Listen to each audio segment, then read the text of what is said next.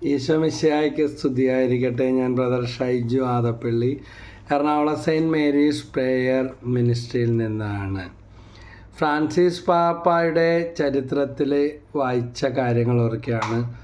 ജീവിത പ്രശ്നങ്ങൾ പരിഹരിക്കുവാനായിട്ട് പലരും കൂടോത്രത്തെയും മന്ത്രവാദത്തെയൊക്കെ കൂട്ടുപിടിക്കാറുണ്ട് എന്ന് ഫ്രാൻസിസ് മാർപ്പാപ്പ പങ്കുവെക്കുകയാണ്. അപ്പോൾ ഒരിക്കൽ സാന്താ മാർത്തായിലെ കുർബാനക്കിടയിൽ മാർപ്പാപ്പ പറഞ്ഞ ഒരു കാര്യം, ഭാവിയിലെ ഭാഗ്യം എന്താണെന്നറിയാൻ കൈ നോക്കുന്നവരും പക്ഷിശാസ്ത്രത്തെ കൂട്ടുപിടിക്കുന്നവരും ഒക്കെ ഇന്ന് ധാരാളമാണ്. അവരുടെ ഉദ്ദേശം ജീവിതം സൗഭാഗ്യമാക്കാൻ, ഭാവിയെക്കുറിച്ച് അറിയണം.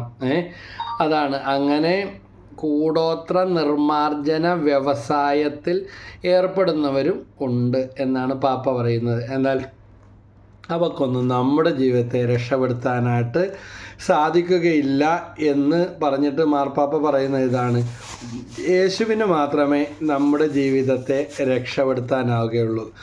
അപ്പം മാർപ്പാപ്പയുടെ ജീവിതത്തിലുണ്ടായ ഒരു അനുഭവം ഇതാണ്. മെത്രാനായിരുന്നപ്പോൾ ബുവനസ് ഐരേസിലെ മെത്രാസന കൂരിയയിൽ ജോലി ചെയ്യുന്ന ഒരു പാവപ്പെട്ട മനുഷ്യൻ, അയാൾക്ക് 8 മക്കളുണ്ട്. അധികം ആരോടും സംസാരിക്കാറൊന്നുമില്ല. 30 വർഷത്തിലധികമായി അയാളവിടെ ജോലി എടുക്കുക. അപ്പോൾ ഈ പള്ളി സംബന്ധമായ സ്ഥാപനങ്ങളിലൊക്കെ ജോലി എടുക്കുന്നവർക്ക് അധികം ശമ്പളമൊന്നും ഉണ്ടാകത്തില്ല. എന്നാൽ ന്യായമായ മാന്യമായ ഒരു ജോലി, പ്രത്യേകിച്ച് വൈദികർക്കൊക്കെ വലിയ ശമ്പളമൊന്നുമില്ല. അതൊരു സേവനമാണ്. പിന്നെ കുർബാന പണവും മറ്റ് അങ്ങനെ ഉള്ള ഇതൊക്കെയാണ് അവർക്ക് ഉപകരിക്കുന്നത്. അപ്പോൾ 8 മക്കളുള്ള ഈ പ്രായമായ കാർന്നവർ നന്നായിട്ട് ഇയാൾ അധ്വാനിക്കാറുന്നു. ഒരു പിറുപിറുപ്പില്ല, ഒരു മുഖം പാട്ടും ഇല്ല. സെമിനാരിയിലെ ജോലികളെല്ലാം നന്നായിട്ട് ചെയ്യും ഈ മെത്രാസന കൂരിയയിൽ. അപ്പോൾ പക്ഷെ അകത്തേക്കും പുറത്തേക്കൊക്കെ പോകുമ്പോൾ ഇയാൾ ഈശോയെ എന്ന് ഇങ്ങനെ ചെറിയ ശബ്ദത്തിൽ ഇയാൾ പറഞ്ഞുകൊണ്ടാണ് നടന്നുകൊണ്ടിരുന്നത്. അപ്പോൾ ഒരിക്കൽ പാപ്പ ചോദിക്കുകയാണ്, എന്തിനാ ഇങ്ങനെ ഈശോയെ എന്ന് വിളിക്കുന്നത്? അപ്പോൾ ഇയാൾ പറയുന്നത്, ഞാൻ ഈശോയെ വിളിക്കുമ്പോൾ എനിക്ക് കൂടുതൽ ശക്തി കിട്ടുന്നത് പോലെ തോന്നും. എൻ്റെ കൂടെ തമ്പുരാനും ഉണ്ടെന്നുള്ള ഓർമ്മ എനിക്ക് കിട്ടുന്നു. ദൈവം എന്നെ കാത്തുകൊള്ളുമെന്നുള്ള ഒരു ഉറപ്പാണ് ഇതിലൂടെ എനിക്ക് ലഭിക്കുന്നത്. പാപ്പ പറയുകയാണ്, ഇയാൾ ദൈവശാസ്ത്രം പഠിച്ചിട്ടില്ല, ധ്യാനം കൂടിയിട്ടുണ്ടെന്ന് തോന്നുന്നില്ല, അതിനൊന്നുള്ള സമയമില്ല, ധാരാളം ജോലി തിരക്കുള്ള സ്ഥലമാണ്. അപ്പോൾ ആരെയും നോക്കാതെ, ഒരു പരിഭവം ഇല്ലാതെ എപ്പോഴും ഈശോയെ എന്ന് വിളിച്ച് നടക്കാൻ ഇയാൾ ആരാ പഠിപ്പിച്ചു കൊടുത്തത്? പക്ഷേ നിഷ്കളങ്കനായ ഒരു മനുഷ്യൻ, 8 മക്കളുണ്ട്. മാമോദിസയുടെയും പരിശുദ്ധാത്മാവിൻ്റെ ശക്തിയാണ് ഇയാൾക്ക് ലഭിച്ചിരിക്കുന്നതെന്ന് പാപ്പ പറയുകയാണ്. അപ്പോൾ അയാളുടെ ജീവിത സാക്ഷ്യം മാർപ്പാപ്പക്ക് വരെ ഒത്തിരി, ഫ്രാൻസിസ് മാർപ്പാപ്പ ആയപ്പോൾ അദ്ദേഹത്തിന് ഒത്തിരി മോട്ടിവേഷൻ ഉണ്ടാക്കിയിട്ടുണ്ടെന്ന് പറയുകയാണ്. ഇന്ന് ഒത്തിരി രക്ഷകരെ വാഗ്ദാനം ചെയ്യുന്ന ലോകത്തിലാണ്. മന്ത്രവാദം കുഴിച്ചെടുക്കാൻ നടക്കുന്നു, മന്ത്രവാദം കൊണ്ടൊന്ന് ഇടാൻ നടക്കുന്നു, ആരും എന്താ ചെയ്തതെന്ന് അന്വേഷിക്കാൻ നടക്കുന്നു. ചുരുക്കി പറഞ്ഞാൽ നാണമില്ലേ? ഞാൻ ഒരുപാട് പേര് ഇവിടെ വരാറുണ്ട്, ഒന്ന് കുഴിച്ചെടുത്ത് തരുമോ, അല്ലെങ്കിൽ വല്ലതും ചെയ്തിട്ടിട്ടുണ്ട, ഇവിടെ വല്ലതും കിടപ്പുണ്ട, കാണിച്ചു തരാമെന്ന് പറഞ്ഞിട്ടുണ്ടായി, അവർ പോണത് കണ്ട് എന്നൊക്കെ പറഞ്ഞ് ബൈബിൾ എടുത്ത് ശരിക്കൊന്ന് വായിക്ക്. ഈശോയും അപ്പോസ്തലന്മാരും വല്ലവരുടെയും കുഴിച്ചെടുക്കാനാ, പറിച്ചെടുക്കാനാ, കൂടോത്രം തോണ്ടിയെടുക്കാനോ ഒന്നും പോയതായിട്ട് ബൈബിളിലില്ല. വിശ്വാസികൾ വചനം കേട്ടവർ കൊണ്ട് അപ്പോസ്തല പ്രവർത്തനത്തിൽ കാണുന്ന ഇതാണ്. അവരുടെ മന്ത്രച്ചുരുളുകളും ഗന്ധച്ചുരുളുകളൊക്കെ കൊണ്ടുവന്ന്, കൂടോത്രവും മന്ത്രമൊക്കെ കൊണ്ടുവന്ന് അഗ്നിക്കിരയാക്കി എന്നാണ് പറയുന്നത്. കർത്താവ് ഒരിടത്തും തോണ്ടിയെടുക്കാനായിട്ട് പോയിട്ടില്ല, അപ്പോസ്തലന്മാരും ചെയ്തിട്ടില്ല. പിന്നെ എന്തിനാ ഈ പണിക്ക് പോകുന്നത്? അപ്പോൾ ലേവ്യർ 19:31, 20:6, വെളിപാട് 21:8, 10-35 വർഷം മുമ്പ് പഠിച്ച ആ വചനം പെട്ടെന്ന് വരും. ആരെങ്കിലും മന്ത്രവാദികളുടെയും കൂടോത്രക്കാരുടെയും പുറകെ പോയി അന്യദേവന്മാരെ ആരാധിച്ചാൽ അവനെ സ്വജനത്തിൽ നിന്ന് ഞാൻ വിച്ഛേദിച്ച് കളയും. മന്ത്രവാദികളും കൂടോത്രക്കാരുമായ സ്ത്രീ പുരുഷന്മാർ കല്ലെറിഞ്ഞ് കൊല്ലപ്പെടണം. ഇനി വെളിപാട് 21:8, ലേവ്യർ 19:31, 20:6, വീണ്ടും വെളിപാട് 21:8. അവിടെ പറഞ്ഞ ഭീരുക്കൾ, അവിശ്വാസികൾ, ദുർമാർഗികൾ, കൊലപാതകികൾ, ഇവർക്കുള്ള ഓഹരി തീയും ഗന്ധകവും എരിയുന്ന തടാകമാകുന്നു. അതാ ഞാൻ നേരത്തെ ചോദിച്ചത്, ചെയ്ത് നാണോ ഇല്ലേ, ക്രിസ്ത്യാനിയാണെന്ന് ഈശോയിലാണ് വിശ്വസിക്കുന്നതെന്ന് പറയും. എന്നിട്ട് ഇങ്ങനെ നോക്കിക്കൊണ്ട് നടപ്പാണ്, തോണ്ടിക്കൊണ്ട് നടപ്പാ, എന്താ കുഴിച്ചിട്ട്. ഇങ്ങനെയുള്ളവരെ ചിലരൊക്കെ പറ്റിച്ചുകൊണ്ട് പോകുന്ന പല സംഭവങ്ങളും പ്രാർത്ഥിക്കാനെന്ന വ്യാജേന അല്ലെങ്കിൽ കൂടോത്രം എടുക്കാനെന്ന വ്യാജേന വലിയ കൊള്ള ചെയ്ത് കൊണ്ടുപോയ പറ്റിച്ചു പോയ പല സംഭവങ്ങളും ആൾക്കാരും വരാറുണ്ട്. പറ്റിക്കപ്പെട്ടില്ലെങ്കിൽ അതിശയിക്കാനില്ല. എത്ര തോണ്ടിയെടുത്താലും കുഴിച്ചെടുത്ത് കാണിച്ചാലും ചതിവിൽ കാണിച്ചാലും അവർക്ക് അത് അന്ധമായ ഇതുപോലെയാണ്. അപ്പോൾ കർത്താവായ യേശുക്രിസ്തുവിൽ വിശ്വസിക്കുക, നീയും നിൻ്റെ കുടുംബവും രക്ഷ പ്രാപിക്കും. അപ്പോസ്തല പ്രവർത്തനം 16:31. യെരമ്യാ പ്രവചനം 2-ാം അധ്യായത്തിൽ 13-ാമത്തെ വാക്യത്തിൽ പറയുന്നുണ്ട്, എന്തെന്നാൽ എൻ്റെ ജനം 2 തിന്മകൾ ചെയ്തു. എന്താണ് ആ തിന്മകൾ? ഒന്ന്, ജീവജലത്തിൻ്റെ ഉറവയായ എന്നെ അവർ ഉപേക്ഷിച്ചു, അതായത് ദൈവത്തെ ഉപേക്ഷിച്ചു. അപ്പോഴാണ് ഇതൊക്കെ തോന്നുന്നത്. ആരോ എന്തോ ചെയ്ത്, നാളിൻ്റെ ദോഷം, ശകുനം, സമയം നോട്ടം, കന്നിമൂല, ഇതൊക്കെ ബൈബിളിൽ വല്ലയിടത്തും പറഞ്ഞിട്ടുണ്ട്? ഇല്ല. ബൈബിളിൽ പറയാത്തതും തപ്പി നടക്കുന്ന ക്രിസ്ത്യാനി, അതാ കഷ്ടം. പേരിൽ ഇടവക പള്ളിയിൽ രജിസ്റ്റർ ഉണ്ട്, കുടുംബ കല്ലറയുണ്ട്, എല്ലാം ഉണ്ട്. പക്ഷേ വിശ്വാസത്തിലും മാത്രം അന്ധവിശ്വാസിയായിട്ട് നടക്കുന്ന അവസ്ഥ ഭയങ്കര കഷ്ടമല്ലേ? എൻ്റെ ജനം 2 തിന്മകൾ ചെയ്തു, ജീവജലത്തിൻ്റെ ഉറവയായി എന്നെ ഉപേക്ഷിച്ചു, ജലം നൽകാൻ കഴിയാത്ത പൊട്ടക്കിണറുകളെ അവർ കുഴിച്ചു. നമ്മൾ ചിലതൊക്കെ പത്രത്തിലൊക്കെ വായിച്ചിട്ടുണ്ട്. പൊട്ടക്കിണറിൻ്റെ കഥ ഇങ്ങനെയാണ്. കിണർ തേകാൻ ഇറങ്ങിയവർ മരിച്ച് അതിലോട്ട് മരിച്ചു വീണു, ബോധം കെട്ട് വീണു. അടുത്ത ആൾ രക്ഷിക്കാനിറങ്ങി, അയാളും മരിച്ചു. അവസാനം ഫയർഫോഴ്സ് വന്ന് 2 പേരുടെയും മൃതദേഹം കൊടുത്തു. രക്ഷിക്കാനിറങ്ങിയവരും മരിച്ചു പോയിന്ന്. ഇങ്ങനെ 1, 2, 3 അതിലധികവും മരണം നടന്ന, അതായത് വിഷവാതകം തങ്ങി നിൽക്കുന്ന അല്ലെങ്കിൽ മലിനമായ ഒഴുക്കില്ലാത്ത ഉറവയില്ലാത്ത കിണറ്റിലേക്ക് കിണർ വറ്റിക്കാനോ തേകാനോ ഒക്കെ ഇറങ്ങിയതായിരിക്കും. ഇങ്ങനത്തെ പല സംഭവങ്ങൾ നമ്മൾ പത്രത്തിലും ടി വിയിലൊക്കെ കാണാറുണ്ട്. അപ്പോൾ ഇത് തന്നെയാണ് വിഷാംശം നിറഞ്ഞ പൊട്ടക്കിണറുകൾ. ദൈവമല്ലാത്ത എന്തിനെങ്കിലും നമ്മുടെ ജീവിതത്തിൽ 1-ാം സ്ഥാനം നൽകുന്നുണ്ടെങ്കിൽ അതെല്ലാം പൊട്ടക്കിണറുകളാണ്. ചിലർക്ക് പണം പൊട്ടക്കിണറാണ്. കോവിഡും പ്രളയവും മഹാമാരിയും ഉരുൾപൊട്ടലൊക്കെ ഇത് തെളിയിച്ചതാണ്. കാരണം വെറും കടലാസിൻ്റെ വില, കെട്ടുകണക്കിന് പണവും മൃതശരീരത്തോടൊപ്പം പണവും സ്വർണവും ഒഴുകിപ്പോയതും കണ്ടെത്തിയതും, കെട്ടിവെക്കാൻ പണവും ഡിപ്പോസിറ്റും എല്ലാം ഉണ്ടായിട്ടും പല ജീവനുകളും മൃതസംസ്കാര ശുശ്രൂഷ പോലും ലഭിക്കാതെ ആഴത്തിൽ കുഴിയെടുത്ത് അടക്കിയതും കത്തിച്ച് കളഞ്ഞതുമായ ഭീതിപ്പെടുത്തുന്ന പല കഥകളും കേട്ട് ഞെട്ടി വിറച്ച ആ വിറക്കൽ മാറിയിട്ടില്ല. എന്തുകൊണ്ട് നമ്മൾ രക്ഷപ്പെട്ടു എന്നതിന്, എന്തുകൊണ്ട് അവർ മരിച്ചു എന്ന ആ ചോദ്യത്തിന് ഇപ്പോഴും ഉത്തരം കിട്ടിയിട്ടില്ല. അതുകൊണ്ട് ഒരു ജീവിതം നമുക്കുള്ളൂ. എന്തിനാ ഈ കല്ലിനെയും മണ്ണിനെയും അന്ധവിശ്വാസത്തെ ആരാധിക്കാനായിട്ട് പോകുന്നത്? ക്രിസ്ത്യാനി സമയം നോക്കാനും ശകുനം നോക്കാനും അവന് നല്ല സമയം. ഇന്ന് ലൂക്കാ 19:9 പറയുകയാണ്, ഇന്ന് ഈ ഭവനത്തിന് രക്ഷ ലഭിച്ചിരിക്കുന്നു. അതുകൊണ്ട് ദൈവത്തിൻ്റെ വചനം കേട്ട് മാനസാന്തരപ്പെടുന്ന, പരിശുദ്ധാത്മാവുകൊണ്ട് നിറയുന്ന ഈ ദിവസം അതാണ് നല്ല സമയം. അപ്പോൾ ഫ്രാൻസിസ് മാർപ്പാപ്പയുടെ ആ കഥയിലൂടെ, പ്രസംഗത്തിലൂടെ, ബുവനേസ് ഐരസിൽ മാർപ്പാപ്പ പ്രസംഗിച്ച ഒരു നല്ല ക്രിസ്ത്യാനിയായിട്ട് ജീവിക്കുക. അല്ലാതെ രക്ഷകന്മാരുടെയോ പിന്നെ മഷിനോട്ടമോ പക്ഷി ശാസ്ത്രക്കാരുടെയോ കൈനോട്ടക്കാരുടെയോ ഒന്നും പുറകെ പോകണ്ട. 38 വയസ്സായ ഒരാൾക്ക് വേണ്ടി ചാവക്കാട് പ്രാർത്ഥിക്കാനായിട്ട് വിദേശത്തുള്ള അമ്മയും മകനും അപ്പോൾ അവർ പറഞ്ഞ് 23 വയസ്സ് മുതൽ കല്യാണം നോക്കാൻ തുടങ്ങിയതെന്നാണ് പറഞ്ഞത്. 38 വയസ്സായി. എന്തുകൊണ്ടാണ്? സംസാരിച്ചപ്പോൾ മനസ്സിലായി, വർഷങ്ങളായി കുമ്പസാരിക്കാറേ ഇല്ല. പിന്നെ ഒരു കൈനോട്ടത്തിൻ്റെ അന്ധവിശ്വാസം. വർഷങ്ങൾക്ക് മുമ്പ് വേളാങ്കണ്ണി പോയപ്പോൾ കടപ്പുറത്ത് വെച്ച് കൈനോട്ടക്കാർ പറഞ്ഞതും വെച്ചിട്ട് കയ്യിലെ ഏതോ വരെ ഇങ്ങോട്ട് എത്തിയിട്ടില്ലെന്നും പറഞ്ഞിട്ട് കല്യാണം നടക്കൂല. എന്നിട്ട് കല്യാണം അന്വേഷിച്ച് നടപ്പാണ്. തലയിൽ കിടക്കുന്ന നല്ലൊരു കുമ്പസാരത്തിന് ഒരുക്കി, കുമ്പസാരമൊക്കെ കഴിഞ്ഞ് 1 മാസം കഴിഞ്ഞപ്പോൾ കുമ്പസാരിച്ച് കുർബാന സ്വീകരിച്ചപ്പോൾ അവൻ്റെ കെട്ടഴിഞ്ഞു, കല്യാണമൊക്കെ നടന്നു. പോയി പ്രാർത്ഥിച്ചൊരു മേഖലയാണ്.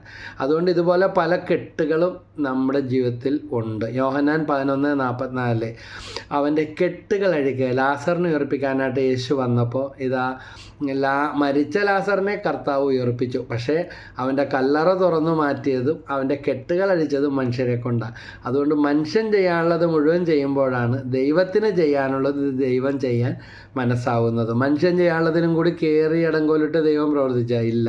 ലാസറിനെ ഉയർപ്പിക്കാനായിട്ട് വന്നപ്പോൾ നമ്മൾ ഈ രംഗം ബൈബിളിൽ കാണുന്നുണ്ട് അല്ലേ.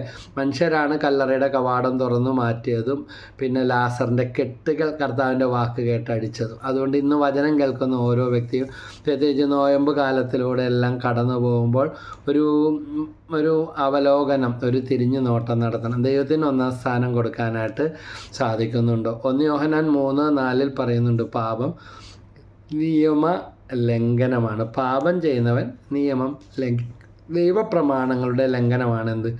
പാപം. അപ്പോൾ ദൈവഹിതത്തിനെതിരായി കൽപ്പനകളെ പാലിക്കാതെ ജീവിച്ച അവസരങ്ങളും അവസ്ഥകളും നമ്മുടെ ജീവിതത്തിൽ ഉണ്ടോ? അപ്പോൾ ദൈവത്തിനെതിരായി ഈ അരൂപിയുടെ പ്രവർത്തനങ്ങൾക്ക് വിരുദ്ധമായി തിന്മകൾ ചെയ്ത് അല്ലെങ്കിൽ പൊട്ടക്കിണറുകൾ കൊഴിക്കുന്ന ഒന്ന് ജീവജലത്തിൻ്റെ ഉറവയായ ദൈവവുമായിട്ടുള്ള ബന്ധം വിച്ഛേദിച്ചു. രണ്ടാമത്തെ കാര്യം അരൂപിക്ക് നിരക്കാത്ത കാര്യങ്ങൾ, തെറ്റായ പ്രേമബന്ധങ്ങൾ, തെറ്റായ ജീവിത രീതി, വ്യഭിചാരം, അശുദ്ധി, സ്വയംഭോഗം, സ്വർഗഭോഗം, വിഗ്രഹാരാധന, ദ്രവ്യാസക്തി, ഇങ്ങനെ അങ്ങോട്ട് പോകും. അപ്പോൾ ഇന്ന് ഇതെല്ലാം വർദ്ധിച്ചുകൊണ്ടിരിക്കുകയാണ്. ഇപ്പോൾ ഇന്നത്തെ പത്രം തന്നെ കണ്ടിട്ട് ഞെട്ടിപ്പോയി. കുട്ടികളെ അടിച്ചു കൊല്ലുകയും ഉപദ്രവിക്കുകയും ചെയ്യുന്ന 10ാം ക്ലാസ് പരീക്ഷയൊക്കെ അടുത്തിരിക്കുന്നത്, അങ്ങനത്തെ പല ന്യൂസുകളും പുറത്തു. ലഹരിയുടെ ചങ്ങലകൾ മുറുകിക്കൊണ്ടിരിക്കുകയാണ്. യുവാക്കളും കുട്ടികളും പെൺകുട്ടികൾ പോലും ഇങ്ങനെയുള്ള മാഫിയകൾക്ക് അടിപ്പെടും.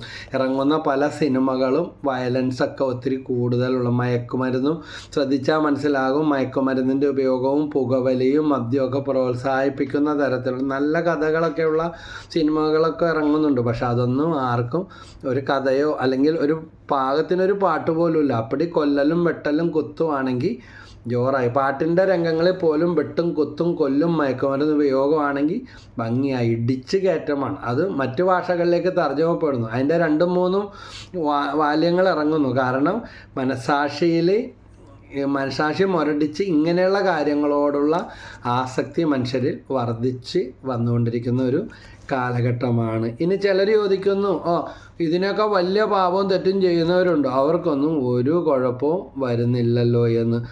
തിമോത്തിയോസിന് പൗലോസ്ലീഹ എഴുതിയ 1-ാമത്തെ ലേഖനം 5-ാമത്തെ അധ്യായം 24-ാമത്തെ വാക്യത്തിൽ പറയുന്നുണ്ട്, ചിലരുടെ പാപങ്ങൾ ന്യായവിധിയിലേക്ക് നയിക്കും വിധം പ്രകടമാണ്, മറ്റു ചിലരുടെ പാപങ്ങളാകട്ടെ കുറേ കഴിഞ്ഞേ വെളിപ്പെടുകയുള്ളൂ. അതുകൊണ്ട് ഇപ്പോൾ കുഴപ്പമില്ലെന്നും പറഞ്ഞ് അനങ്ങാതെ ഒന്നും ഇരിക്കണ്ട, മിടുക്കാണെന്നും പറഞ്ഞ് നടക്കണ്ട. ചിലർ ചോദിക്കും, എനിക്കെന്താ ഇത്രയും പെട്ടെന്ന്, അല്ലെങ്കിൽ ഞങ്ങളെക്കാൾ മഹാമോശമായിട്ട് ജീവിക്കുന്നവരുണ്ട്. എന്നോട് ഒരു ചെറുപ്പക്കാരൻ ചോദിച്ചതാ, എന്നിട്ട് എനിക്ക് മാത്രം ഈ കൊട്ട് കിട്ടുന്നത് എന്താ? ഞാൻ പറഞ്ഞു, ദൈവം നിന്നെ അനന്തമായിട്ട് സ്നേഹിക്കുന്നത് കൊണ്ടാണ്. ശുദ്ധീകരണ സ്ഥലത്തോട്ട് വിടാൻ തമ്പുരാന് താല്പര്യമില്ല. വേറെ ചിലരുണ്ട് എല്ലാ തോന്നിവാസത്തിലും ജീവിക്കുക, എന്നിട്ട് ദൈവം ഇല്ലെന്നും കുമ്പസാരിക്കേണ്ട ആവശ്യമില്ലെന്നും അച്ഛനും പട്ടക്കാരും കന്യാസ്ത്രീകളുടെ എല്ലാം എന്തെങ്കിലുമൊക്കെ ഉണ്ടെങ്കിൽ ഒത്തിരി വിശുദ്ധിയിലും നന്മയിലും ജീവിച്ച ദൈവദാസൻ തിയോഫിനച്ചൻ ഞങ്ങളുടെ തൊട്ടടുത്ത് തന്നെ നാനാജാതി മതസ്ഥരെ ബഹുമാനിക്കുന്ന പ്രാർത്ഥിക്കുന്ന ഒരു മതസയാചിക്കുന്ന ഒരു വിശുദ്ധ വ്യക്തിത്വമുള്ള ഒരു വൈദികൻ അവിശ്വ പദവിയിലേക്ക് വന്നു. അൽഫോൺസാമ്മ ചാവരാക്കൊരൊക്കസച്ചൻ, ഫാദർ ഡാമിയൻ കുഷ്ഠരോഗികൾക്ക് വേണ്ടി മരിച്ച് ജീവൻ കളഞ്ഞ കുഷ്ഠരോഗം പിടിപെട്ട് മരിച്ച അവസാനം ആരും ശുശ്രൂഷിക്കാല്ലാത്തവർക്ക് വേണ്ടി. അതുപോലെ ഫാദർ മാക്സിമില്യൻ കോൾവേ ഒരു കൊല്ലപ്പെടേണ്ടിയിരുന്ന തടവ് പുള്ളിക്ക് പകരമായിട്ട് ഏറ്റെടുത്ത് ഞാൻ മരിക്കാമെന്ന് പറഞ്ഞ് ജീവൻ കൊടുത്ത് സഹോദര സ്നേഹം വെളിപ്പെടുത്തിയ മാക്സിമില്യൻ കോൾവേ, വിശുദ്ധ വിൻസെൻ്റ് പോള്, വിശുദ്ധ ഡോൺ ബോസ്കോ, വിശുദ്ധ ഗീവറീസ്, വിശുദ്ധ സെബസ്ത്യാനോസ് സൈന്യത്തിൽ ചേർന്നുകൊണ്ട് ക്രിസ്തു വിശ്വാസത്തിലുള്ളവർക്ക് ശുശ്രൂഷ ചെയ്യാനും സേവനം ചെയ്യാനും ക്രിസ്തുവിന് സാക്ഷ്യം നൽകാൻ വേണ്ടി ജീവൻ കളഞ്ഞ ധീരരക്തസാക്ഷിയായ വിശുദ്ധ സെബസ്ത്യാനോസ് ഞങ്ങളുടെ ഇടവക മധ്യസ്ഥനും കൂടെയാണ്. അതുകൊണ്ട് അഭിമാനത്തോടെയാണ് പറയുന്നത്. അതുകൊണ്ട് ഇവരാരെയും കാണുന്നില്ലേ? എത്രയോ വിശുദ്ധന്മാർ, എത്രയോ വിശുദ്ധരായ വൈദികർ, എത്രയോ വിശുദ്ധരായ കന്യാസ്ത്രീകൾ ഉണ്ട്. അഗതികളുടെ അമ്മ ഇതാ വിശുദ്ധ മാർ തെരേസ. ലോകം മുഴുവനും ക്രിസ്തീയ വിശ്വാസങ്ങൾക്ക് എതിരെ നിൽക്കുന്ന രാജ്യങ്ങളിൽ പോലും അമ്മയുടെ സ്ഥാപനങ്ങളും ശുശ്രൂഷയും നിലനിൽക്കുന്നു, അനുവാദങ്ങൾ കൊടുത്തിരിക്കുന്നു. അപ്പോൾ മാർക്കോസ് 1:15 പറയുന്നുണ്ട്, അവൻ പറഞ്ഞു, സമയം പൂർത്തിയായി, ദൈവരാജ്യം സമീപിച്ചിരിക്കുന്നു, അനുതപിച്ച് സുവിശേഷത്തിൽ വിശ്വസിക്കണം. പാപബോധം ഉണ്ടായാൽ മാത്രം പോരാ, സുവിശേഷത്തിൽ വിശ്വസിക്കണം. വളരെ പ്രധാനപ്പെട്ട കാര്യമാണ്. അപ്പോൾ ചിലരുടെ പാപങ്ങൾ ന്യായവിധിയിലേക്ക് നയിക്കും, വിധം പ്രകടമാണ്. പക്ഷേ മറ്റുള്ളവരുടെ പാപങ്ങളാകട്ടെ കുറേ കഴിഞ്ഞേ വെളിപ്പെടുകയുള്ളൂ. വിശുദ്ധ പൗലോസ്ലീഹ വളരെ വ്യക്തമായിട്ട് പറയും, അനങ്ങാതിരിക്കണം, ഇപ്പോൾ കുഴപ്പമൊന്നുമില്ലെന്ന് വിചാരിച്ചിട്ട് സുഖമായെന്നും പറഞ്ഞ് വിചാരിക്കണ്ട. അപ്പോൾ അനുദപിച്ച് സുവിശേഷത്തിൽ വിശ്വസിക്കുക. വീണ്ടും സങ്കീർത്തനം 90:8 പറയുന്നുണ്ട്, ഞങ്ങളുടെ അകൃത്യങ്ങൾ അങ്ങയുടെ മുൻപിലുണ്ട്, ഞങ്ങളുടെ രഹസ്യപാപങ്ങൾ അങ്ങയുടെ മുഖത്തിൻ്റെ പ്രകാശത്തിൽ വെളിപ്പെടുന്നു. ആളുകളുടെ മുമ്പിൽ പൊടിയിട്ടും സൂത്രം കാണിച്ചും സ്തോത്രം പറഞ്ഞും ഒക്കെ നടക്കാൻ പറ്റും. പക്ഷേ കർത്താവ് സൂത്രമാണെന്നും പറഞ്ഞായിരിക്കും കേൾക്കണത്. സ്തോത്രം പറയുന്നതിന് കളിയാക്കുകയല്ല ചെയ്യുന്നത്. നമ്മുടെ കപടനാട്യം മറ്റുള്ളവർക്ക് ഇടർച്ച പോലും ഉണ്ടാക്കും. അപ്പോൾ ഞങ്ങളുടെ അകൃത്യങ്ങൾ അങ്ങയുടെ മുൻപിലുണ്ട്, ഞങ്ങളുടെ രഹസ്യ പാപങ്ങൾ ആരും കാണുന്നില്ല അറിയുന്നില്ല എന്ന് പറഞ്ഞല്ലേ വിചാരിക്കുന്നത്. ജോബ് 7:21 പറയുന്നുണ്ട്, എൻ്റെ പാപങ്ങൾ അങ്ങേക്ക് ക്ഷമിച്ചുകൂടെ. നീതിമാനായ ദൈവദാസനായ ജോബ് പോലും പ്രാർത്ഥിക്കുന്ന ഇതാ. കാരണം പാപത്തിൻ്റെ തിരിച്ചടി അത്ര വലുതാണ്. അതുകൊണ്ടാണ് ജോബ് പ്രാർത്ഥിക്കുക, എൻ്റെ പാപങ്ങൾ അങ്ങേക്ക് ക്ഷമിച്ചുകൂടെ. സങ്കീർത്തനം 51:5 പറയുന്നു, അമ്മയുടെ ഉദരത്തിൽ ഉരുവായപ്പോഴേ ഞാൻ പാപിയാണ് എന്ന് ദാവീദ് സങ്കീർത്തകൻ പ്രാർത്ഥിക്കുക. അതുകൊണ്ട് പാപമില്ലാത്തവരായിട്ട് ആരുമില്ല. ആരാ ഇത്ര വലിയ പുണ്യാളെന്ന് പറയും. ഭൂമിയിൽ മനുഷ്യരുടെ ഇടയിൽ മനുഷ്യരായിട്ട് ജനിച്ച എല്ലാ മനുഷ്യർക്കും കുറവുണ്ട്. ചിലർ പറയും, എന്നാൽ പിന്നെ അങ്ങനെ ജീവിച്ചാൽ എന്താണെന്ന് പറയും. ഒരു ചാണാക്കൊനയിൽ ചാടി അല്ലെങ്കിൽ ചാണാത്തിൽ ചവിട്ടി എന്നും പറഞ്ഞിട്ട് അതവിടെ ഇരുന്നോട്ടെ, കുളിക്കേണ്ട കാര്യമില്ല, കഴുകേണ്ട കാര്യമില്ലെന്നും അവനെ കണ്ടാൽ മൂക്കും പൊത്തി പിടിച്ച് അടുത്ത് വന്നാൽ തന്നെ എല്ലാവരും ഓടും അല്ലേ. അപ്പോൾ നമുക്കും ദോഷം, മറ്റുള്ളവർക്കും ദോഷം. അപ്പോൾ സുഭാഷിതം 30:12 പറയുന്നുണ്ട്, നിർദോഷരെന്ന് ഭാവിക്കുകയും മാലിന്യം കഴുകിക്കളയാതിരിക്കുകയും ചെയ്യുന്നവരുണ്ട്. നിർദോഷരെന്ന് പറഞ്ഞാൽ കുഴപ്പമൊന്നുമില്ല, ഇതൊക്കെ എല്ലാവരും ചെയ്യുന്നതല്ലേ, ഇതിലും വലുത് ചെയ്യുന്നവർക്കും കുഴപ്പമില്ല എന്ന് വിചാരിക്കും. പക്ഷേ ഭാവിക്കുകയും മാലിന്യം കഴുകിക്കളയാതിരിക്കുകയും ചെയ്യുന്നവരുണ്ട്. അപ്പോൾ ഈ മാലിന്യം ഇരുന്നാൽ എന്ത് സംഭവിക്കും? നാറും, നമുക്കും നാറും മറ്റുള്ളവർക്കും നാറും. ഇത് തന്നെയാണ് കുടുംബത്തിലൊക്കെ സംഭവിക്കുന്നത്. സമാധാനമില്ല, സ്വസ്ഥതയില്ല. സുഭാഷിതം 28:13 പറയുന്നുണ്ട്, തെറ്റുകൾ മറച്ചു വെക്കുന്നവന് ഐശ്വര്യം ഉണ്ടാകില്ല, ഏറ്റുപറഞ്ഞ് പരിത്യജിക്കുന്നവന് കരുണ ലഭിക്കും. അപ്പോൾ എന്തിനു വേണ്ടിയാണ് പാവങ്ങൾ ഏറ്റുപറയുന്നത്? കരുണ ലഭിക്കണമെങ്കിൽ. അല്ലെങ്കിൽ ആരുടെ ലക്ഷണോ? അഹങ്കാരിയുടെ ലക്ഷണോ? ഏത്? പാപങ്ങൾ ഏറ്റുപറയാതിരിക്കുന്നത്.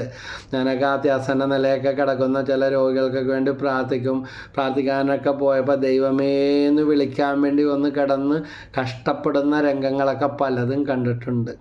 റെക്കോർഡ് ചെയ്ത് പലരെയും കാണിക്കണമെന്ന്. ഇത്രയും നാൾ ദൈവവും പള്ളിയും പട്ടക്കാരനെയും പ്രാർത്ഥനേനെ എല്ലാം തെറി വിളിക്കുകയും വെല്ലുവിളിക്കുകയും ശപിക്കുകയും വീട്ടിലുള്ളവർ അതിന് പോകുന്നതിന് ഇനി പറയാനൊന്നുമില്ല. ഞാനിവിടെ എറണാകുളത്തുള്ള ഒരു ആശുപത്രിയിൽ അത്യാസന്ന നിലയിൽ കിടക്കുന്ന ഒരു രോഗിക്ക് വേണ്ടി പ്രാർത്ഥിക്കാനായിട്ട് വന്ന്, പക്ഷേ പിറ്റേ ദിവസം അയാൾ മരിച്ച്. അപ്പോൾ അയാൾ കരഞ്ഞുകൊണ്ട് പറയണം, അയാൾക്ക് പ്രാർത്ഥന കൂടണം, ധ്യാനം കൂടണം.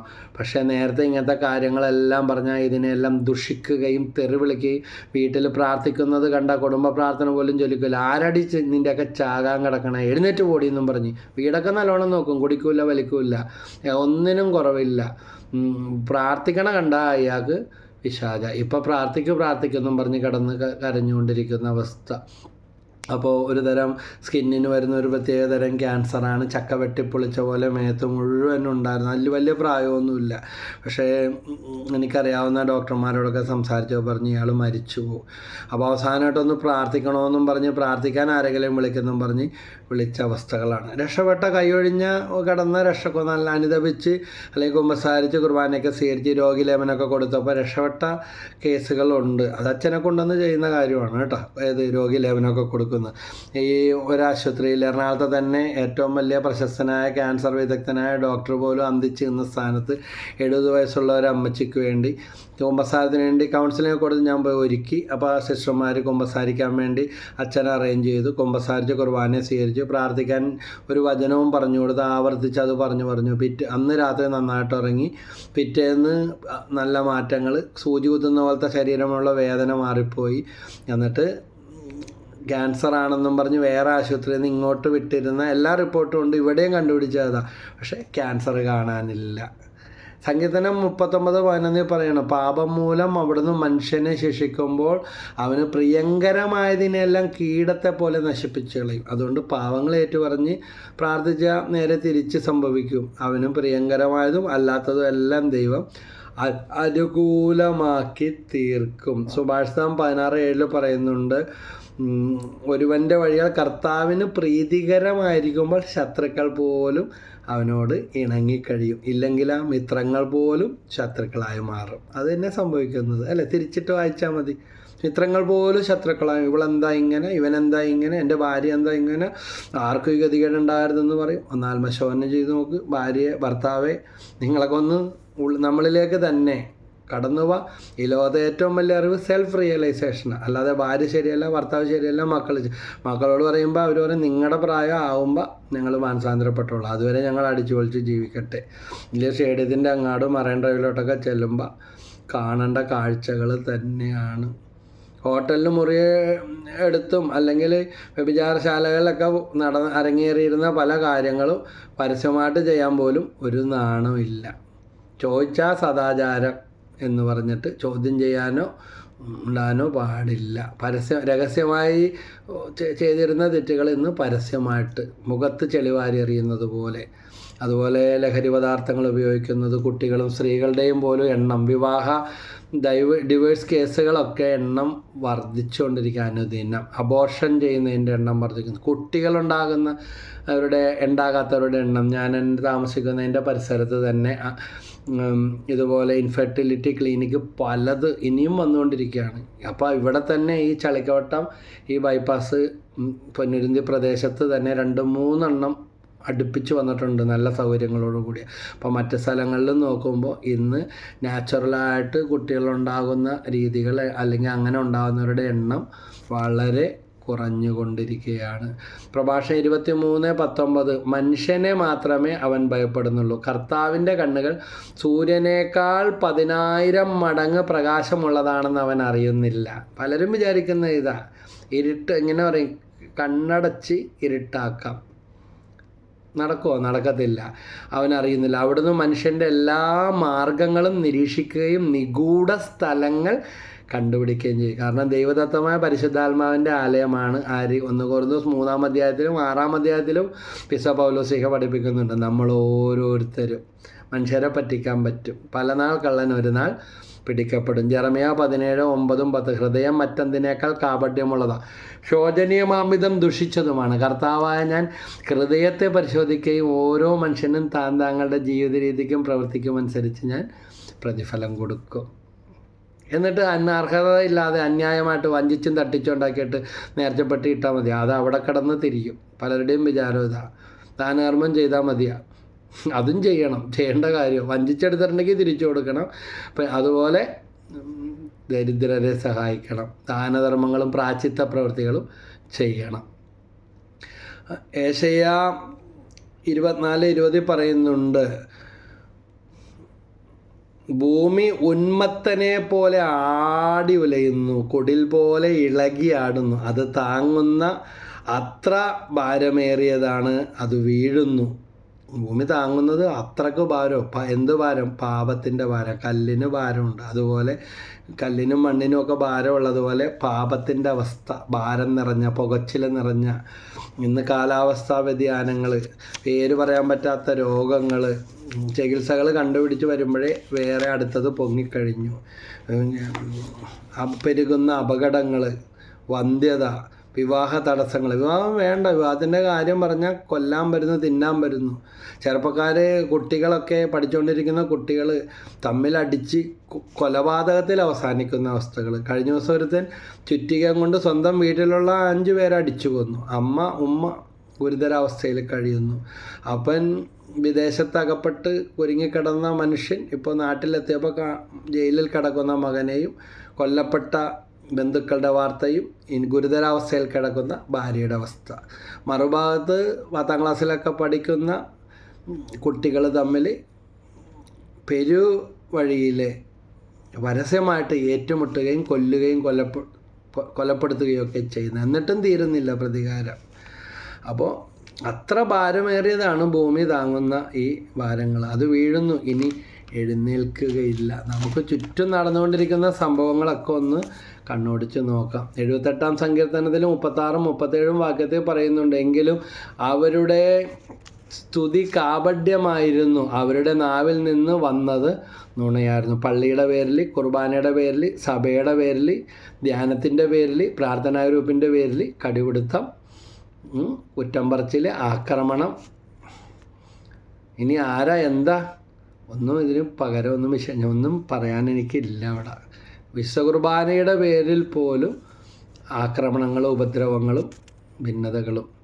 അവരുടെ ഹൃദയം അവിടുത്തോട് ചേർന്ന് നിന്നില്ല. അവിടുത്തെ ഉടമ്പടിയോട് വിശ്വസ്തത പുലർത്തിയില്ല. അതാ കാര്യം. ദൈവത്തോട് ദൈവം ഉണ്ടെന്നുള്ള അല്ലെങ്കിൽ ആ ഉടമ്പടികളുടെ ആ ഓർമ്മ അവർക്ക് ഇല്ല. സങ്കീർത്തനം 32:2 പറയുകയാണ്. ചിലരൊക്കെ ചോദിക്കും, കുമ്പസാരിക്കണം എന്തിനാ? കുമ്പസാരത്തിൻ്റെ ആവശ്യം എന്താ? എന്തിനാ കുമ്പസാരക്കൂട്ടി പോകണം? അച്ഛനോട് എന്തിനാ പറയുന്നത്? ഇവിടെ ആ സങ്കീർത്തനം 32:2 ഞാൻ പാപങ്ങൾ ഏറ്റു പറയാതിരുന്നപ്പോൾ ദിവസം മുഴുവൻ കരഞ്ഞ് എൻ്റെ ശരീരം ക്ഷയിച്ചുപോയി. രക്ഷപ്പെടണമെങ്കിൽ മതി. ശരീരം മാത്രമല്ല, ശരീരത്തിനും മനസ്സിനും ആത്മാവിനും വീടിനും പറമ്പിനും കുടുംബത്തിനും ഉള്ളതുമേലെല്ലാം ഈ ക്ഷയം പിടികൂടിയിട്ടുണ്ടെങ്കിൽ കൂടാതിരിക്കണമെങ്കിൽ എന്ത് ചെയ്യണം? പാപങ്ങൾ ഏറ്റു പറഞ്ഞ് ശുദ്ധി വരുത്തണം. വിക്ടർ ഫ്രാങ്ക്ലിൻ എന്ന ലോകപ്രശസ്ത മനഃശാസ്ത്രജ്ഞൻ പറയുന്നത് ഇതാണ്. എന്താണ് പറഞ്ഞിരിക്കുന്നത്? കുമ്പസാരത്തിലൂടെ മാനസിക രോഗികൾ പോലും സുഖപ്പെടുന്നതായിട്ട് കണ്ടിട്ടുണ്ട് എന്ന്. ഇത് പല ഗ്രന്ഥങ്ങളിലും എഴുതപ്പെട്ടിട്ടുള്ള ഒരു കാര്യം കൂടിയാണ്. ഏശയ്യാ പ്രവചനം 29:8 പറയുന്നുണ്ട്, സിയോൻ പർവ്വതത്തിനെതിരെ യുദ്ധം ചെയ്യുന്ന ശത്രു സമൂഹം ഭക്ഷിക്കുന്നതായി സ്വപ്നം കണ്ടിട്ട് ഉണരുമ്പോൾ വിശക്കുന്നവരെ പോലെയും കുടിക്കുന്നതായി സ്വപ്നം കണ്ടിട്ട് വരണ്ട തൊണ്ടയുമായി ഉണരുന്നവനെ പോലെയും ആകും. കൃപ നഷ്ടപ്പെട്ട അവസ്ഥകൾ ഇതാ. ഭക്ഷണം കഴിക്കുന്നതായിട്ട് സ്വപ്നം കണ്ടു, പക്ഷേ എഴുന്നേൽക്കുമ്പോൾ കൊടിയ വിശപ്പ്. അതുപോലെ കുടിക്കുന്നതായിട്ട് സ്വപ്നം കാണുന്നു, പക്ഷേ വരണ്ട തൊണ്ടയുമായിട്ട് ഉണരുന്നവനെ പോലെ ദാഹിച്ചു വലയുന്ന അവസ്ഥ. ആത്മീയ അഭിഷേകം ഇല്ലാത്ത അവസ്ഥയെന്ന് ഉപമിക്കുന്നത് നല്ലതായിരിക്കും. ഇനി പാവം ഏറ്റുപറയുന്നത് എന്തിനാ? നാട്ടുകാർക്ക് വേണ്ടിയോ വീട്ടുകാർക്ക് വേണ്ടിയോ അല്ല. രക്ഷപ്പെടാൻ ആഗ്രഹമുണ്ടെങ്കിൽ ഉപാധ്യായ 1:15 നീ പ്രവർത്തിച്ചതുപോലെ നിന്നോടും പ്രവർത്തിക്കും, തിരിച്ചടി കിട്ടാതിരിക്കണമെങ്കിൽ. അതുകൊണ്ടാണ് നമ്മൾ തന്നെ രക്ഷപ്പെടാൻ വേണ്ടിയാണ്. നിൻ്റെ പ്രവൃത്തികൾ നിൻ്റെ തന്നെ തലയിൽ നിവദിക്കും. സംഖ്യ 32:23 പറയുന്നുണ്ട്, നിങ്ങളുടെ പാപം നിങ്ങളെ വേട്ടയാടുമെന്ന് അറിഞ്ഞുകൊള്ളുക. പാപം എന്ത് ചെയ്യും? വേട്ടയാടും. വേട്ടപ്പട്ടീനെ കുറിച്ച് കേട്ടിട്ടില്ലേ? വേട്ടപ്പട്ടിയെ പറ്റാ ഒന്ന് തലയിൽ വീഴും. അപ്പോൾ ഇങ്ങനെ പറയും, മലന്ന് കിടന്ന് തുപ്പിയാൽ അവനവൻ്റെ മുഖത്ത് തന്നെ വീഴും എന്ന് പറയും. നാറ്റിക്കരുത്, അവരവർ തന്നെ നാറും. അപ്പോൾ പാപം ഏറ്റു പറയാതിരുന്നാൽ അത് തലമുറകളിലേക്ക് പോകും. പുണ്യമാണെങ്കിൽ അത് ആരിലോട്ട് പോകും? അതും തലമുറകളിലേക്ക് പോകും. ആ കാരണന്മാർ നേടിവെച്ച സൽപ്രവൃത്തികൾ, ഡിപ്പോസിറ്റുകൾ, പുണ്യം, അതെല്ലാം ആർക്ക് കിട്ടും? തലമുറകൾക്ക്, അനന്തര തലമുറ. ഇന്ന ആളുടെ കുടുംബത്തിൽപ്പെട്ടവരാണെന്ന് പറയും. സാധു കുഞ്ഞു ഉപദേശിയുടെ പട്ടിണിയും ദാരിദ്ര്യ ഉപവാസവും. പക്ഷേ ദൈവത്തോട് വിശ്വസ്തനായിരുന്നു. ഒത്തിരി ക്രിസ്തീയ ഭക്തി ഗാനങ്ങളൊക്കെ രചിച്ച് അദ്ദേഹത്തിൻ്റെ മക്കളും അനന്തര തലമുറകളും ഇന്ന് അതിൻ്റെ സുഹൃത്ത് അനുഭവിക്കുന്നതാണെന്നുള്ള പല കുടുംബം, മക്കളും അനന്തര തലമുറകളും സാമ്പത്തികമായും എല്ലാ വിധത്തിലും ദൈവം ഒരുപാട് ഉയർത്തി അനുഗ്രഹിച്ചു. അപ്പൻ ജീവിച്ച വിശുദ്ധി, പുണ്യം, അതിൻ്റെ അനുഗ്രഹങ്ങൾ തലമുറകളിലേക്ക് കടന്നു വന്നു എന്ന് വായിച്ചിട്ടുള്ളത് ഓർക്കുക. അപ്പോൾ സമ്പത്ത് മാത്രമല്ല, എല്ലാ അനുഗ്രഹങ്ങളും അതിൻ്റെ ഫലങ്ങളും കടന്നു വരും, തലമുറകൾക്ക് കിട്ടും. വെളിപാട് 21:22 പറയുകയാണ്, എന്താ പറയുന്നത്? അനുതപിക്കാൻ ഞാൻ അവൾക്ക് അവസരം നൽകി, അവന് അവസരം നൽകി. അവൾക്കാകട്ടെ അവനാകട്ടെ. എന്നാൽ അവൾ, ചിലർ പറയും പിന്നെ ആട്ടെ, നാളെ ആട്ടെ, ഇതിലൊക്കെ എന്തിരിക്കണം എന്ന് പറയും. ചിലർക്കൊക്കെ ആഗ്രഹമുണ്ട്, ഒന്ന് പാതിന് കിടന്ന് ഉറങ്ങണം, മനസ്സിന് സമാധാനം വേണം, എല്ലാ ഭാരവും ഒന്ന് ഇറക്കണം, പരിഹാരം ചെയ്യണമെന്ന്. പക്ഷേ അവരുടെ ഈഗോ അതിന് അവരെ അനുവദിക്കുന്നില്ല. കുമ്പസാരിക്കാൻ നാണക്കേട്, പള്ളിയിൽ പോകാൻ നാണക്കേട്, കുർബാന സ്വീകരിക്കാൻ നാണക്കേട്, നാളെ നീളെ അങ്ങനെ പോകുന്നവരുണ്ട്. പോസ്റ്റ് പോൺ ചെയ്ത് വെക്കുന്നു. ഉണങ്ങാത്ത മുറിവിങ്ങനെ തുറന്ന് അസ്ഥി കാണാം.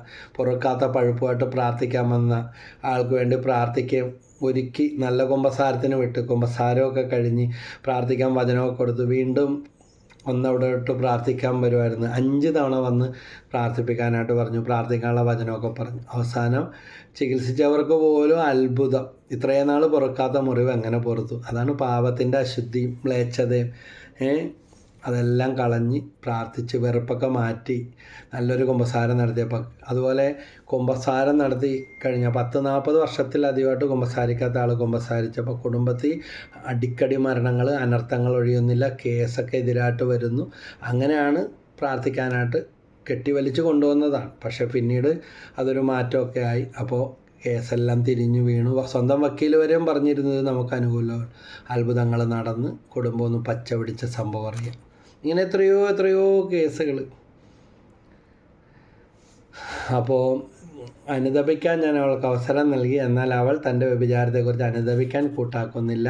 ഇതാ ഞാൻ അവളെ രോഗശയ്യയിൽ തള്ളിയിടുന്നു. അവളുമായുള്ള വീഴ്ചയെപ്പറ്റി അനുദപിക്കുന്നില്ലെങ്കിൽ അവളോടുകൂടെ വ്യഭിചാരം ചെയ്യുന്നവരെ വലിയ ഞെരുക്കത്തിലേക്ക് ഞാൻ എറിയും. അപ്പോൾ വ്യഭിചാരവും അശുദ്ധിയും സ്വയംഭോഗവും സ്വർഗവും അശ്ലീല വീഡിയോയും അങ്ങനത്തത് മാത്രമല്ല. വ്യഭിചാരം എന്ന് പറഞ്ഞാൽ ദൈവഹിത പ്രകാരമല്ലാത്ത ആരാധനകളും ദൈവഹിത പ്രകാരമല്ലാത്ത വിഗ്രഹാരാധന, അന്യദൈവ ആരാധന, അതെല്ലാം ഇതിൽ വരുന്ന കേസുകളാണ്. വെളിപാട് പ്രവചനത്തിലൂടെയാണ് നമ്മൾ കാണുന്നത്. അപ്പോൾ ഇരുതല വാളാണ് വചനം. അപ്പോൾ ശാരീരിക, ലൈംഗിക, ദാമ്പത്യ വിശുദ്ധിയിൽ ജീവിക്കാൻ സാധിക്കുന്നുണ്ടോ? വ്യക്തിവിശുദ്ധി നമ്മുടെ ജീവിതത്തിലുണ്ടോ? അപ്പോൾ മാനസാന്തരത്തിൻ്റെ ഫലങ്ങൾ ആരൊക്കെ പിടിക്കപ്പെടും? പാപം ചെയ്യുന്നവൻ മാത്രമല്ല, അതിന് കൂട്ടു നിൽക്കുന്നവനും പിടിക്കപ്പെടുമെന്നാണ് വചനത്തിൽ നമ്മൾ കാണുന്നത്. അപ്പോൾ പാപം ചെയ്യുന്നവൻ മാത്രമല്ല, കൂട്ടു നിൽക്കുന്നവരും. എന്നിട്ട് എന്ത് ചെയ്യണം? പശ്ചാത്തപിക്കണം. സങ്കീർത്തനം 34:18 പറയുന്നു, ഹൃദയം നുറുങ്ങിയവർക്ക് കർത്താവ് സമീപസ്ഥനാണ്, മനമൊരുകിയവരെ അവിടുന്ന് രക്ഷിക്കുന്നു. കുറ്റബോധത്തിലേക്കല്ല, മാനസാന്തരത്തിലേക്ക് വരണം. സങ്കീർത്തനം 51:17 പറയുന്നുണ്ട്, ഉരുകിയ മനസ്സാണ് ദൈവത്തിന് സ്വീകാര്യമായ ബലി. വിലാപങ്ങളുടെ പുസ്തകം 3-ാം അധ്യായത്തിൽ 40-41 വാക്യം, നമുക്ക് നമ്മുടെ വഴികൾ സൂക്ഷ്മമായി പരിശോധിക്കുകയും കർത്താവിലേക്ക് തിരിയുകയും ചെയ്യാം. നമുക്ക് നമ്മുടെ ഹൃദയവും കരങ്ങളും സ്വർഗസ്വനായ ദൈവത്തിങ്കലേക്ക് ഉയർത്താം. സ്വയം ആത്മശോധന ചെയ്യണം, മാറ്റം വരുത്തണം. ഇനി പശ്ചാത്താപത്തിലേക്കും മനസാന്തരത്തിലേക്കും 2 കൊരിന്ത്യർ 7:10 പറയുന്നുണ്ട്, ദൈവഹിതപ്രകാരമുള്ള ദുഃഖം രക്ഷാകരമായ പശ്ചാത്താപം ജനിപ്പിക്കുന്നുവെന്ന്. അവിടെ ഖേദത്തിന് അവകാശമില്ല. വീണ്ടും യോഹന്നാൻ 8:34 പറയുന്നുണ്ട്, സത്യസത്യമായി ഞാൻ നിങ്ങളോടൊരു പാപം ചെയ്യുന്നവൻ പാപത്തിൻ്റെ അടിമയാണ്. അതുകൊണ്ടാണ് പാപം ഏറ്റുപറയാൻ. ആ ചങ്ങലകൾ പൊട്ടിച്ചെറിയണം. അത് പാപം ഏറ്റുപറയണം. നല്ല കുമ്പസാരം നടത്തണം. കുമ്പസാരത്തിന് തുല്യം വെക്കാൻ കുമ്പസാരം മാത്രമേ ഉള്ളൂ, വേറെ ഒന്നുമില്ല. ലൂക്കാസ് സുവിശേഷം 5-ാം അധ്യായത്തിൽ 13-14 വാക്യങ്ങളിൽ കാണുന്നുണ്ട്, എന്താണ്? നിന്നെ തന്നെ പുരോഹിതന് കാണിച്ചു കൊടുക്കുക. കുഷ്ഠരോഗിയെ സുഖപ്പെടുത്തിക്കൊണ്ട് യേശു പറഞ്ഞ വാക്കുകൾ ഇതാണ്, നിന്നെ തന്നെ പുരോഹിതന് കാണിച്ചു കൊടുക്കുക. അവൻ കുറവുള്ളവനായിരിക്കാം, ഭാവിയായിരിക്കാം. നിങ്ങളുടെയൊക്കെ കുടുംബത്തിൽ ജനിക്കുന്ന പുരോഹിതനും കന്യാസ്ത്രീക്കും എന്തുണ്ടാവും? ആ കുടുംബത്തിൽ എല്ലാ കാര്യങ്ങളും ഉണ്ടാവും. അതുകൊണ്ട് നമ്മൾ ആരും പൂർണ്ണരല്ല. അവരോട് ക്ഷമിക്കണം, അവർക്ക് വേണ്ടി പ്രാർത്ഥിക്കണം. ദൈവമാണ് പക്ഷേ ആ സ്ഥാനം, അധികാരം അവർക്ക് നൽകിയിരിക്കുന്നത്. മറന്നുപോകരുത്. യോഹന്നാൻ 20, 21, 22 പറയുന്നുണ്ട്, നിങ്ങൾ പരിശുദ്ധാത്മാവിനെ സ്വീകരിക്കുക. നിങ്ങൾ ആരുടെ പാപം ക്ഷമിക്കുന്നുവോ അവരോട് ക്ഷമിക്കപ്പെടും. ഈ അപ്പോസ്തലിക അധികാരമാണ് ഓരോ വൈദികനിലും ഓരോ കുമ്പസാരം എന്ന കൂദാശയിലും പ്രവർത്തിക്കുന്നത്. നിങ്ങൾ ആരുടെ പാപം ക്ഷമിക്കുന്നുവോ അവരോട് ക്ഷമിക്കപ്പെടും. നിങ്ങൾ ആരുടെ പാപങ്ങൾ ബന്ധിക്കുന്നുവോ അവ ബന്ധിക്കപ്പെട്ടിരിക്കും. അതാണ് കുമ്പസാരത്തിൻ്റെ പ്രത്യേകത. അപ്പോൾ ഇത് നമ്മൾ ഓർക്കണം. സങ്കീർത്തനം 32:5 പറയും, എൻ്റെ പാപം അവിടുത്തോട് ഞാൻ ഏറ്റു പറഞ്ഞു, എൻ്റെ അകൃത്യം ഞാൻ മറച്ചു വെച്ചില്ല, എൻ്റെ അതിക്രമം കർത്താവിനോട് ഏറ്റു പറയൂ എന്ന് ഞാൻ പറഞ്ഞു. അപ്പം കെട്ടുപൊട്ടുകയാണ്. അതോടുകൂടി രക്ഷം. യാക്കോബ് 5:16 പറയുന്നുണ്ട്, സൗഖ്യം പ്രാപിക്കാൻ പരസ്പരം പാപങ്ങൾ ഏറ്റുപറയണം. അതുകൊണ്ട് നമുക്ക് ഈ കാലയളവിൽ മാനസാന്തരത്തിൻ്റെ ഒരുക്കത്തിൻ്റെ വിശുദ്ധിയുടെ വക്താക്കളായി ദൈവമക്കളായി ജീവിക്കാം. പരിശുദ്ധാത്മാവിൻ്റെ ഫലങ്ങൾ പുറപ്പെടുവിക്കാം. ദൈവം എല്ലാവരെയും അനുഗ്രഹിക്കട്ടെ. ഈശോ മിശിഹായ്ക്ക് സ്തുതിയായിരിക്കട്ടെ.